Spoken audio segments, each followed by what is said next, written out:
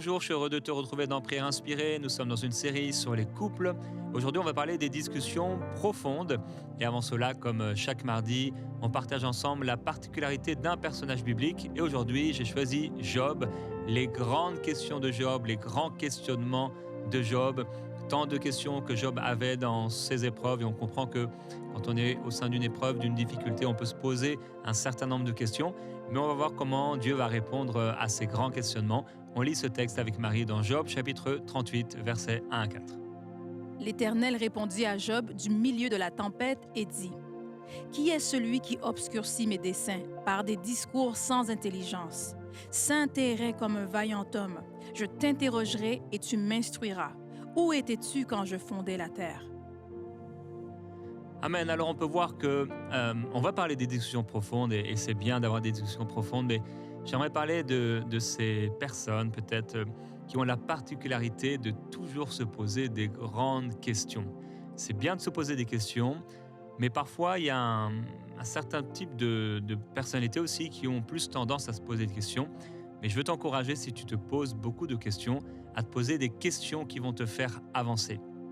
Il y a des gens qui se posent tout un tas de questions. Je me souviens au début d'Enseigne-moi, on avait vu quelqu'un qui avait un carnet et il avait écrit cette question, pourquoi y a-t-il autant de ponts? Et ça nous avait fait un peu rire. Alors il se posait tout un tas de questions et si tu te poses des questions, ça doit te faire avancer dans la vie. Il y a tout un tas de questions qu'on n'a pas besoin de se poser. Et donc Dieu va répondre à Job dans ses difficultés, du milieu de la tempête, quand Dieu apparaît là. Le Seigneur est en train de lui dire qu'il est en train d'obscurcir ses desseins. Ça veut dire que Job ne comprend pas vraiment bien. Au milieu de ses plaintes, ses interrogations sur la justice de Dieu, ce qu'il est en train de vivre, on comprend. Et Dieu, bien sûr, est le premier à comprendre ce qu'il est en train de vivre. Et il a déjà assuré la guérison, il a déjà assuré la restauration de Job. Mais il veut faire comprendre à Job qu'il y a des questions qui n'amènent à rien. Il y a des questions qu'on ne doit pas se poser. Ne te pose pas des questions sur des fondements, par exemple, essentiels de la foi. Ne te pose pas des questions sur des choses qui sont solidement enracinées en toi. Ne remets pas tout en question et ne sois pas de ces personnes qui constamment se posent les mêmes questions, mais des questions qui ne changent pas leur vie, qui ne changent pas leur famille, qui ne les fait pas avancer. Dieu va montrer à Job qu'en fait, il manque de perspective. Il l'amène au commencement de la création de la terre, mais tu étais où quand j'ai fondé la terre? En lui montrant qu'en fait, Job manque de perspective.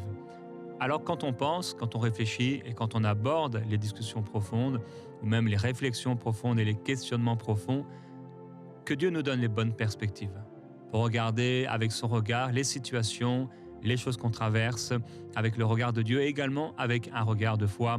C'est ma pensée pour toi aujourd'hui. D'accord pour les grands questionnements, ok pour les discussions profondes, mais avec une bonne perspective, celle de Dieu. Et donc, aujourd'hui, j'ai encore la joie de recevoir mon épouse Annabelle. Quelle grâce, quel privilège de partager ensemble ce moment. Et tu vas nous parler donc du couple et des discussions profondes. Exactement. On en a, nous, des discussions profondes quand même. Hein. Oui, quand même. On aime bien parler. On aime bien, mais c'est pas des discussions profondes, c'est pas tant parler pour parler, c'est quand même des discussions de qualité qui doivent amener quelque part, parce que comme tu l'as dit, se poser des questions pour se poser des questions, ça va fatiguer tout le monde. J'aime pas trop ça. Ouais, non, ça, c'est sûr. En tout cas, je peux pas le faire longtemps, parce que c'est sûr. Des grandes questions dans le lit le soir et ça ne fonctionne pas. Non, c'est ça. Si j'ai tendance à basculer, Jérémy saura me rattraper. Jack Gordon, si ça m'intéresse pas. Oui, c'est vrai. Tu t'attestes, Marie. Mais c'est important, ceci dit, d'avoir des discussions profondes en couple. Et ces discussions profondes, après le mot profond, ça peut faire peur, mais ce sont des discussions importantes qui vont apporter de la lumière, une meilleure compréhension et qui vont nous permettre de pouvoir avancer. Alors, il y a, c'est sûr, une part de solution dans ces discussions profondes, mais c'est surtout le fait d'arriver à parler de de choses quelquefois qui sont secrètes, de choses dont il est peut-être difficile aussi de parler et de choses qu'on a du mal à mettre à la lumière, mais qui pourtant vont créer chez nous des comportements ou vont créer des réactions et qui font que tant qu'on n'en a pas vraiment parlé l'un et l'autre ensemble, on va pas comprendre ce qui se passe. Et c'est aussi ça l'intimité dans le couple, c'est de pouvoir réussir à mettre son âme à nu. Et le fait de comment le faire, eh bien, ce sera à travers des discussions profondes. Et vous vous dites, histoire de bonne femme, ces discussions profondes, c'est juste pour faire plaisir aux femmes qu'il faut faire ça. Et alors, j'aimerais vous lire, c'est Marie qui lit en fait. Marie. Non, attends, avant d'aller là, c'est ça? Non, on va d'abord aller là, à ce passage-là. Marie, est-ce qu'on peut lire dans Acte 15, les versets 6 et 7, s'il te plaît?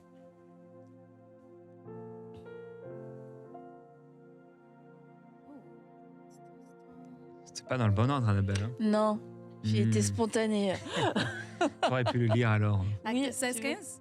Ou- Acte 16-15 ou... Acte 15, versets 6 et 7. Tu veux que je le lis entier? Les apôtres et les anciens se réunirent pour examiner cette affaire? Ouais. C'est bien ça? OK. Et une grande discussion s'étant engagée, Pierre se leva et leur dit, « Hommes, frères, vous savez que dès longtemps Dieu a fait un choix parmi vous, afin que par ma bouche les païens entendissent la parole de l'Évangile Voilà. et qu'ils y crussent. » Voilà, donc les apôtres et les anciens se sont réunis parce qu'ils avaient une question dont il fallait parler. Et là, que nous dit la Bible? C'est la Bible. Il y a eu une grande discussion. Des hommes se sont réunis parce qu'il y avait quelque chose et ils ont parlé pendant longtemps. Alors, ce n'est pas une histoire de femmes que de vouloir parler longtemps et de vouloir traiter certaines affaires. Les apôtres et les anciens l'ont fait et nous en avons la preuve, c'est biblique. Et c'est important déjà je le dis en rigolant, mais c'est quand même important parce que souvent on va pas avoir ces discussions profondes parce qu'on va dire c'est comme le besoin de la femme et du coup ça devient un fardeau, comme un caprice féminin. Mais faut sortir de ces préjugés là et non, c'est juste qu'il y a des choses, il faut en parler et c'est des choses, on a besoin de temps pour pouvoir en parler. On avait avec ses disciples. Exactement, ils avaient de grandes et de longues discussions et vraiment des discussions pour le coup extrêmement profondes. Donc ça, c'était le premier préjugé à faire tomber. Non, ce n'est pas une histoire de femme. Et on peut lire Marie dans 2 Jean 1 au verset 12. Quoique j'eusse beaucoup de choses à vous écrire, je n'ai pas voulu le faire avec papier et l'encre, mais j'espère aller chez vous et vous parler de vive voix afin que notre joie soit parfaite. Et oui, à l'époque, on s'envoyait pas des textos, on s'envoyait des lettres. Déjà, les lettres, c'est sympa parce qu'il y a quand même un côté un peu romantique en plus. Où on écris-moi des lettres. Où on peut écrire et c'est déjà un meilleur niveau de communication que les textos. Un meilleur niveau que les textos, que tous les messages, les mails, etc. Mais il y a un niveau supérieur, c'est de vive voix. Et là, Jean dit, mais en fait, il y a des choses, ça va être difficile de le dire en écrit, ça va être difficile d'avoir cette conversation à distance. Et j'ai besoin de venir vous voir, je dois venir vous voir pour avoir ces discussions avec vous. Et en fait, ça va être ça aussi, les discussions profondes, c'est de pouvoir se le dire de face à face, de pouvoir parler parce qu'on va pouvoir avoir les réactions des uns des autres et mieux échanger. Certaines traductions disent même, il écrit bouche à bouche, quand on se verra bouche à bouche. Quand ça parlera. C'est vrai que c'est l'erreur parfois, ça a été mon erreur plusieurs fois. Ces discussions sur WhatsApp, t'écris et tu te dis au bout d'un moment, mais en fait, avec le temps qu'on écrit depuis tout à l'heure, on aurait dû s'appeler, on aurait dû se voir, quoi. C'est vrai que les discussions profondes, discussions qui amènent importantes, où on sent même qu'il y a une espèce de conflit qui naît, arrête de texter, appelle la personne, ce sera vraiment mieux parce qu'en plus lire quelque chose, interpréter le ton qu'il a, ça n'aide jamais. Il y a tout un langage qu'on ne maîtrise pas trop, nous, à notre âge, apparemment. Oui. Chez les textos ? Oui. On est trop jeunes. Oui, c'est ça.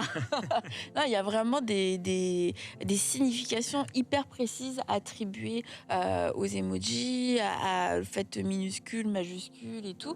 Mais c'est hyper précis quand même. Ah non, mais ça, il a voulu dire ça. Hein? Bah, moi, j'ai jamais compris qu'on avait voulu me dire ça. Et quand j'ai envoyé, j'ai jamais voulu dire ça non plus.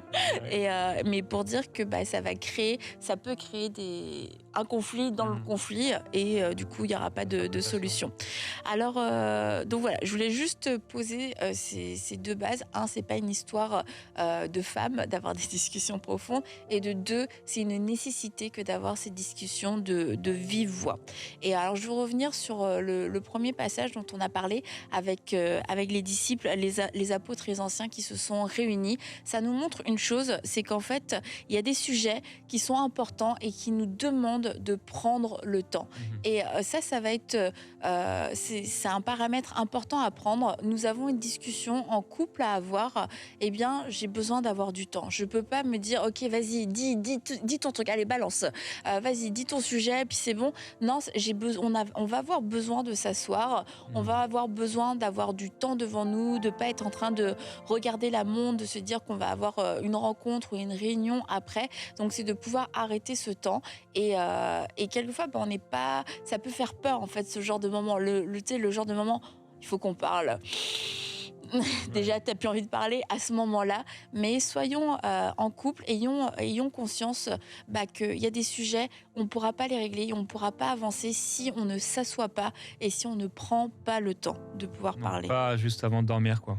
Oui, j'ai compris. Pas juste avant de dormir, pas juste après le repas parce qu'on est fatigué.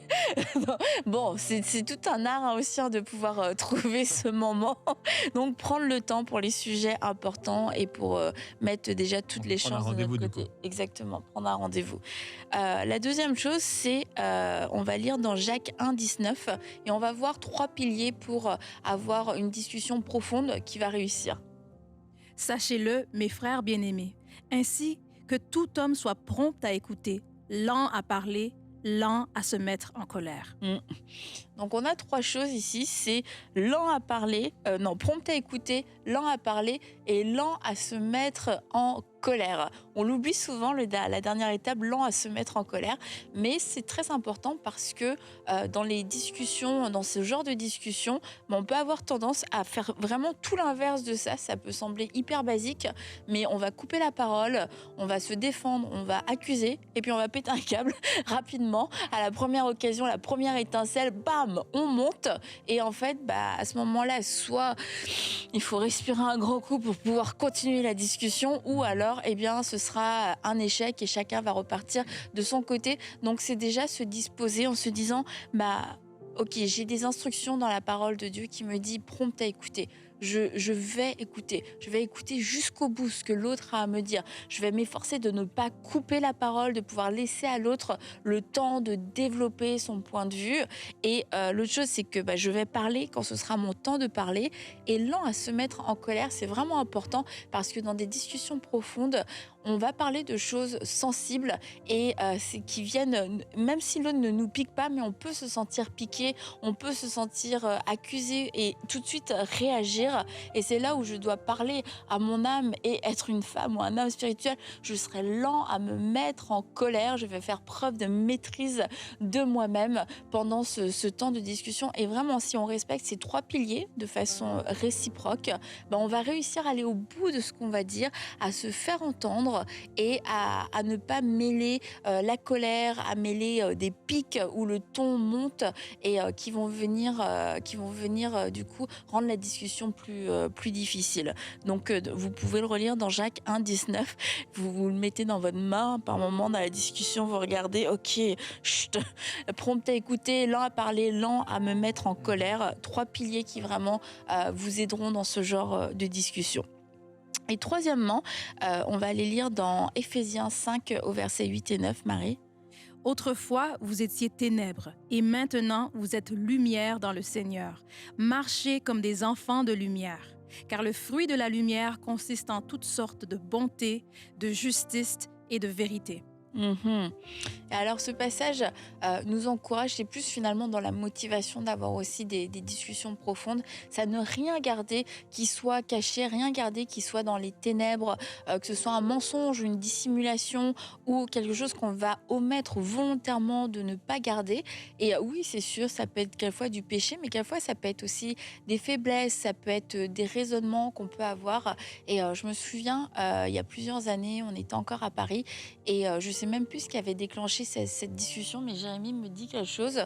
Et là, finalement, bah, en fait, je me mets à pleurer.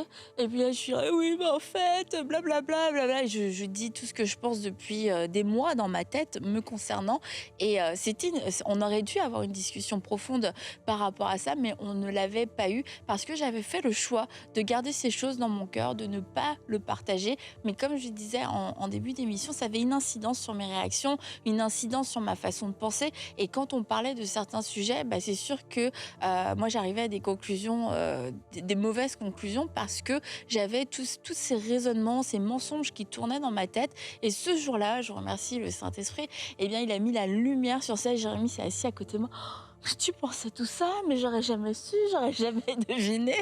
Et c'est pour ça que ça peut être vraiment du péché, mais ça peut être aussi voilà, des faiblesses qu'on a dans l'âme, des luttes qu'on a dans notre âme et qu'on veut garder pour soi-même, qu'on n'a pas envie de partager. Et ces discussions profondes, le fait de savoir que le Seigneur lui-même m'encourage à marcher dans la lumière, ben c'est dans ces discussions profondes que je vais apprendre à communiquer, que je vais apprendre à ne pas garder ces choses pour moi-même et que je vais accepter de marcher dans la lumière et produire un fruit de vérité pour pas que ça crée demain aussi une distance ou une porte ouverte à l'ennemi parce qu'il y a comme du secret, il y a comme des choses qui sont mises derrière de côté et qu'on a fait le choix de ne pas partager. Donc ça, c'est vraiment une motivation. Donc je vous rappelle les 3 points qui à la fois nous rappellent comment avoir une discussion profonde et pourquoi on doit les avoir. C'est prendre le temps. Le 2, c'est de pouvoir appliquer les 3 piliers de la communication qu'on retrouve dans Jacques 1. Et le pourquoi, eh bien, c'est de ne pas laisser de zone d'ombre pour à la fois partager, ne faire qu'un, mais aussi en même temps ne pas laisser de porte ouverte à l'ennemi dans notre couple. Et une des discussions profondes qu'on peut avoir, c'est sur notre foi. Comment va notre foi? Tu peux demander à ton mari, tu peux demander à ton épouse, frère, comment elle va dans la foi, comment va sa vie de prière. Ou si tu as remarqué, si on remarque des choses chez l'autre, qu'il a l'air de moins bien aller, bien sûr. On l'entend moins prier, on le voit moins motivé. Quand il s'agit du Seigneur, on sent qu'il n'est pas là. Ou peut-être si vous avez l'habitude de prier ensemble et qu'il ne prie plus, ou elle ne prie plus, peut-être commencer à s'interroger, se demander est-ce qu'on n'aurait pas besoin d'avoir une discussion un peu profonde, savoir c'est quoi, qu'est-ce qui se passe, qu'est-ce qui se passe dans ta foi avec le Seigneur. Et également, je pense, toujours autour de la foi, des discussions profondes avec les autres. Et une des discussions profondes qu'on peut avoir avec les autres, c'est bien sûr de parler du Seigneur Jésus-Christ, donc de pouvoir un peu creuser, mais bien sûr d'une bonne façon, de manière naturelle et en fonction de la relation qu'on a avec la personne, mais pouvoir creuser voir est-ce qu'il y a quelque chose, un élément sur lequel on pourrait s'appuyer pour apporter la bonne nouvelle de l'Évangile, comme Jésus a pu le faire auprès de la Samaritaine. Donc, d'ailleurs, il amène la Samaritaine dans une discussion extrêmement profonde, en quelques instants, quelques secondes, en parlant même de sa vie conjugale. Ça se passe très très vite. Et que le Seigneur nous conduise, comme Annabelle le disait, par le Saint-Esprit, que l'Esprit de Dieu puisse aussi mettre à la lumière des choses et nous conduise à avoir ces discussions profondes qui vont construire. Alors ne pense pas que tu ne peux pas avoir de discussions profondes, ne pense pas que tu n'as rien à dire, ne pense pas que tu n'es pas capable d'avoir des discussions profondes, parce que Dieu te donnera la sagesse nécessaire, Dieu te donnera l'inspiration nécessaire. Et ce serait super d'ailleurs de pouvoir prier avant d'avoir une discussion profonde, surtout si c'est une discussion délicate, où on sait que lorsqu'on aborde ce sujet, à chaque fois, ça part en vrille, parce que justement, on n'a pas pris le temps de s'asseoir et aussi de présenter le sujet au Seigneur. Je veux vous encourager à pouvoir prendre le temps de prier et des fois, on se dit, on n'a pas besoin, mais même si on prie de manière très très simple, mais d'inviter le Seigneur. Bien sûr, il est là, on sait qu'il est là dans la maison, dans notre cœur, mais c'est quand même important de pouvoir lui laisser la place, déjà pour nous-mêmes avant tout, de lui laisser la place. Donc, en tant que couple, on aborde un sujet important. On sait qu'on ne va pas le faire, donc, comme on l'a dit, à la dernière minute, alors que l'autre est en train de à moitié de s'endormir. Ce ne sera jamais bon. Mais à un moment important, on prend un rendez-vous et on prie. On prie ensemble, on peut prier ensemble. Seigneur, voilà, on veut aborder ce sujet important. Déjà, on sait c'est quoi le sujet, on annonce le sujet, même dans la prière. Seigneur, on va parler de ça et on te demande, s'il te plaît, conduis-nous, inspire-nous. Et on peut même parler et prier le verset du livre de Jacques. Seigneur, on veut être vraiment tous les deux, pouvoir bien écouter l'autre, que bien comprendre l'autre. Et ça, c'est dans l'humilité. Cette humilité précède la gloire et précède l'action de Dieu. Et si vous faites cela, mettez le Seigneur en premier, avant votre discussion profonde, bien, le Seigneur va vous conduire, vous diriger. Ça empêchera beaucoup de problèmes et ça amènera la pensée de Dieu. Et avant de prier, j'aimerais ajouter que les discussions profondes, c'est ce qui va aussi amener de la profondeur à votre couple, c'est ce qui va amener de la profondeur à l'amour qu'il y a dans votre couple, à l'unité, et qui va faire que les racines vont être de plus en plus profondes. Et c'est ce qui fait la différence entre une relation superficielle et une relation qui est ancrée. Et une relation qui est ancrée, c'est marqué par la profondeur. Et cette profondeur, elle se crée, oui, à travers le temps, mais elle se crée aussi à travers ces moments clés où on parle de ces choses et profondes, parce que notre âme fait partie intégrante de nous-mêmes. Et lorsqu'on dit qu'on fait un avec l'autre, c'est aussi c'est à ce niveau-là.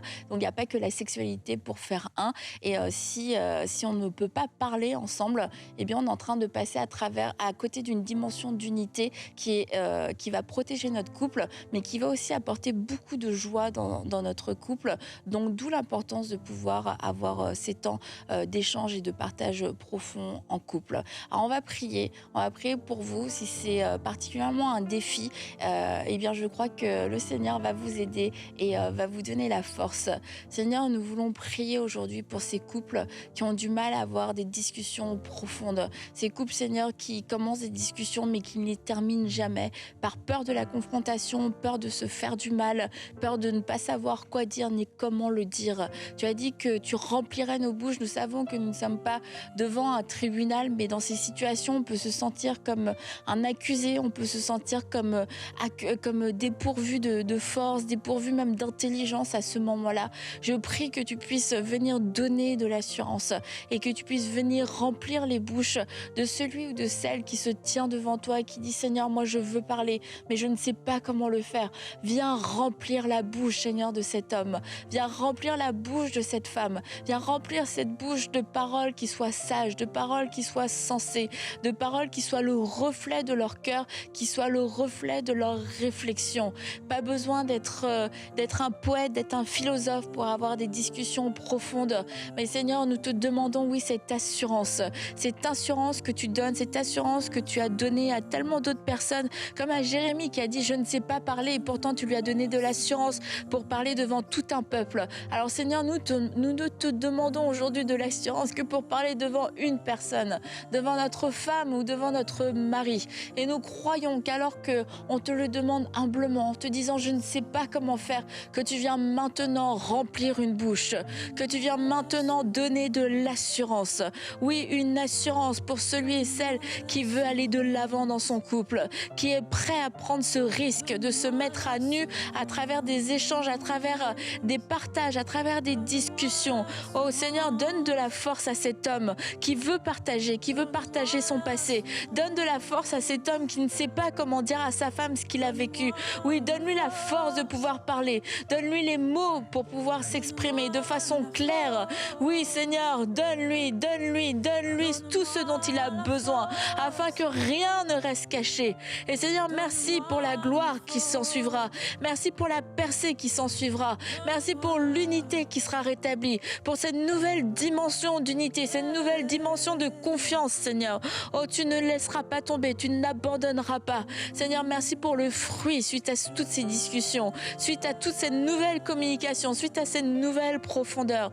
Seigneur, merci. Merci parce que tu vas remplir des bouches, parce que tu vas créer des moments favorables afin que des discussions puissent avoir lieu, que des couples puissent se parler comme jamais auparavant, afin que des couples puissent se rapprocher, Seigneur, pour ne plus laisser aucune place à la distance, aucune place au malentendu, au soupçon. Seigneur, à travers la parole, à travers ces échanges, tu viens rétablir la vérité, tu viens rétablir l'intimité, tu viens rétablir la tendresse, tu viens rétablir la confiance.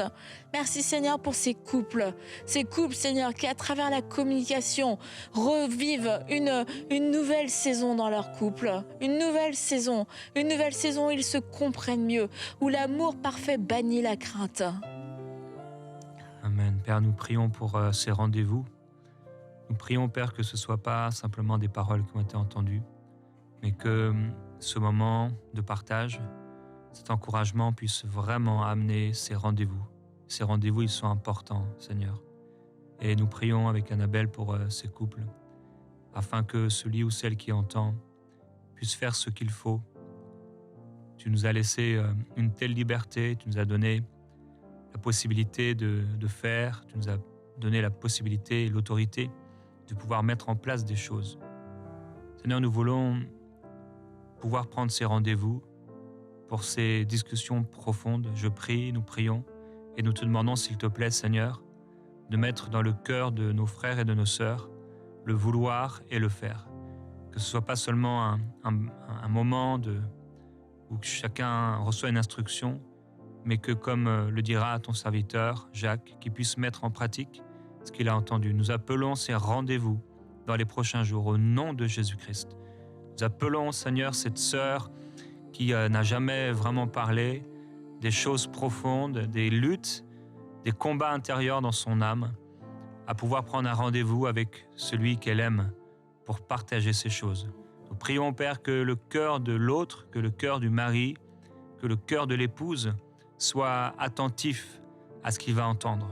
Nous prions pour ta sagesse. Nous appelons, Seigneur, dans ce rendez-vous, nous appelons au sein de ces rendez-vous ta sagesse, afin que, en partageant le cœur, Seigneur, ce ne soit pas une occasion de plus d'être blessé, mais qu'au nom de Jésus-Christ, il y ait ces rendez-vous avec toi, avec l'autre, où tu viens et tu règnes, tu te manifestes, tu répands ta grâce, tu répands par l'onction du Saint-Esprit également une grâce et une onction de solution, de réponse, de réconfort, de restauration, de guérison.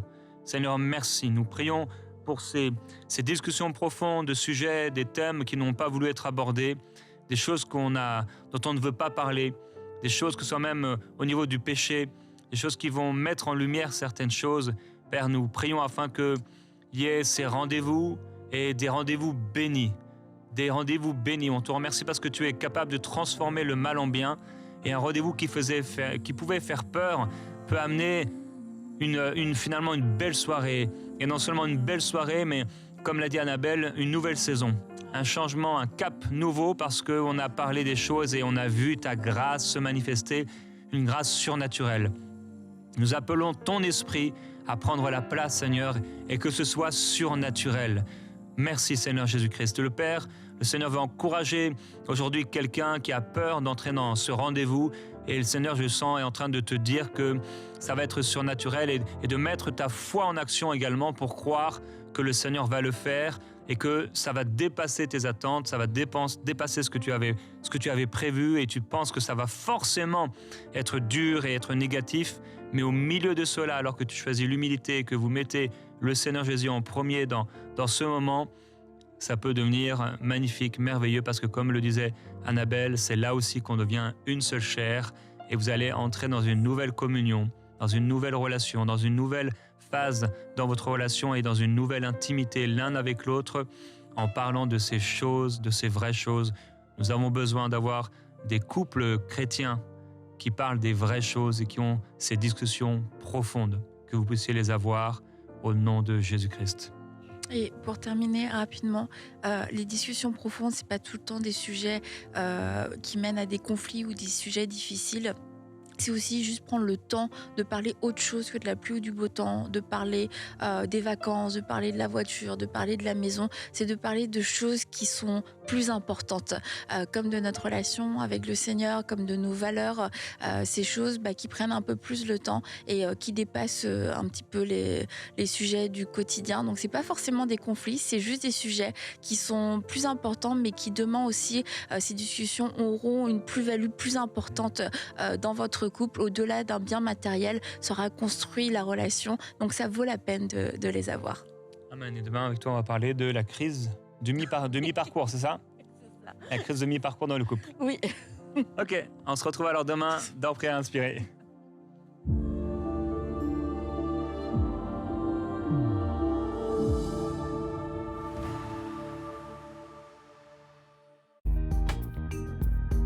Merci à tous nos précieux partenaires grâce auxquels cette émission a pu être réalisée. Vous aussi, rejoignez la grande famille des partenaires d'EMCI TV en faisant un don sur emcitv.com/don.